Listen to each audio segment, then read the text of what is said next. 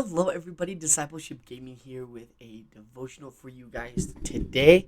If you guys have been following along with me, we are going through a devotional series called Seek First 2026, where we read through the whole entire Bible uh, through this 2026 season.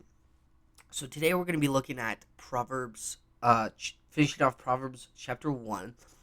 Today is day 30 of this devotional series. If you guys have been following on, thank you so much. I really appreciate the support. If you guys have been watching and been encouraged by this, make sure you guys go share this with your friends, go share it with your family, and go share it with people who need to hear the good news of Jesus Christ. So without further ado, let's open up into Proverbs chapter 1, finishing off in starting verse 20 today. So if you guys follow along with me prior, when we read the first part of Proverbs 1, it was talking about the beginning of knowledge.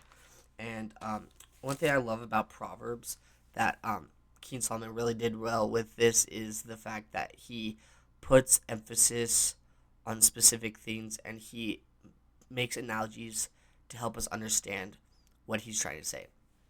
And one of my favorite analogies is when he puts knowledge and wisdom into a personal perspective. So, if you guys have read the last half of chapter 1, you'll see it's called the Cult of Wisdom, and he puts it in the analogy of a person as if they were standing right in front of us. And in the first couple of verses, I'll read it for you guys. It says, like, wisdom cries aloud in the street. In the market, she raises her voice. At the end of the noisy street, she cries out. At the entrance of the city gates, she speaks.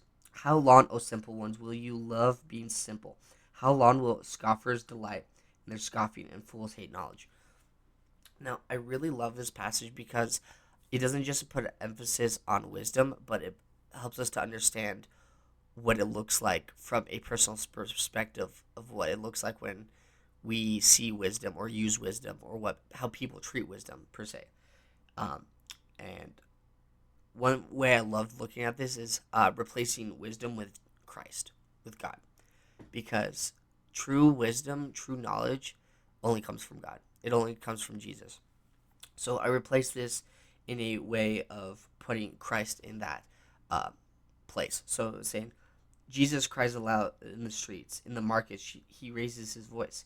At the head of the noisy streets, he cries out. At the entrance of the city gates, he speaks. How long, O simple ones, will you love being simple? How long will you scoffers delight in their scoffing? So, one thing I love about this is it's talking about how wisdom, or in this case, I would say God, is crying out. It says, like, hey, I have this wisdom, I have this knowledge I want to give to you. Come talk to me. Come over here. But people are like, I don't want that. I don't need that.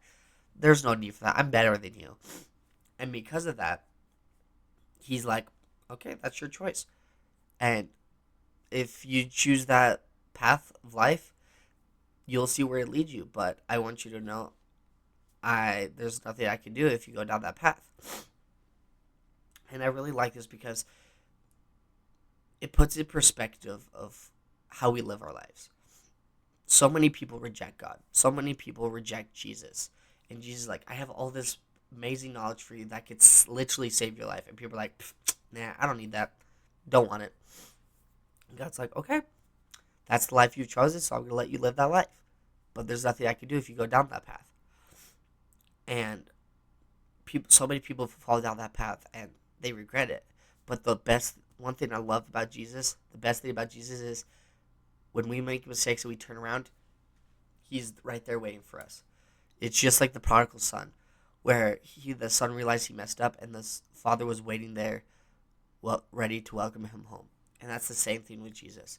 And it is such an encouraging thing to know that even though we mess up, even though we will never be perfect in this lifetime, there is grace. There's so much grace that Jesus literally died for us so we can have that relationship with him.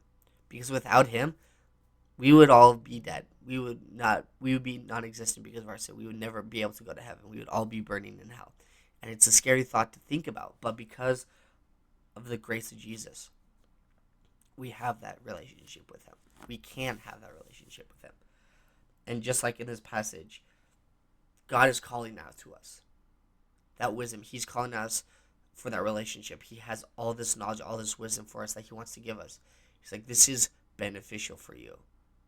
Of course, he created it. But so many people ignore it. And just like it says here in verse 24, because I have called you and you refuse to listen. I have stretched out my hand and no one has heeded. Because you've ignored all my counsel and would have none of my reproof. We live in a time where people are ignorant. We live in an ignorant, fallen world. Because of that, there's so much pain and suffering. But imagine if we could tell people about what we know. And we can tell people about what we know. This is what it's all about. We need to tell people about the good news of Jesus Christ. Show them the wisdom and the knowledge that God has given us so that they can, if they are willing to go share it to other people as well. And that's what I want to encourage you guys with today is don't ignore or heed the calling that God has for your life. There's so much wisdom and knowledge God has for us, and he wants us to live the best life that we can here on earth, because it's going to suck here. But if we listen to that call of wisdom, listen to the call of God, amazing things can happen. And that's what I want to encourage you guys with today. So I hope this was an encouragement for you guys today. If this was, make sure you guys go share it with your friends, go share it with your family, and go share it with the people who need to hear the good news of Jesus Christ. God bless you guys, and have a wonderful day.